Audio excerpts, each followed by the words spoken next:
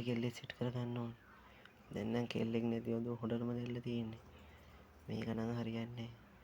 සමාජයටවත් මුහුණ දෙන්නේ කොහොමද මං? මොකද මං ගෑණි දාලා ගියප එක වගේ චිල් එකේ ඉඳහන්කො පොඩ්ඩක්. ගෑණි දාලා ගියප එක වගේ ගෑණි කින්න බෑ කොහමද දාන්න. උන්වරප කතා කියන්නේ එපා බං. මෙච්චර අවුලින් ඉද්දි. ඊගම තමයි මෙතන තියෙන ප්‍රශ්නේ.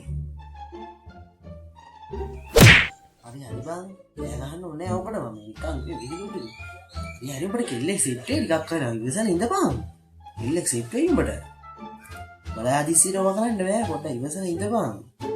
සෙට් වෙයි. සෙට් බම්බුව. මෙච්චර කල් ඉඳලා කෙල්ලෙක් සෙට් උන්නේ නෑනේ බං. ආයි කොහෙද කෙල්ලෙක් සෙට් වෙන්නේ? හරි.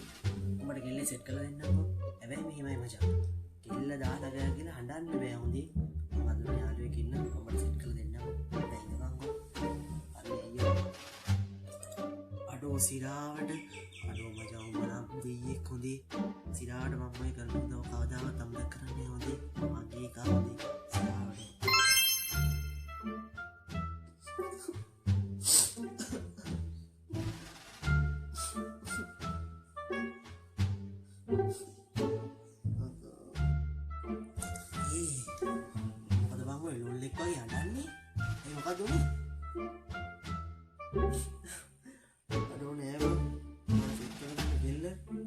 සිරාවට දාලා ගියා බං.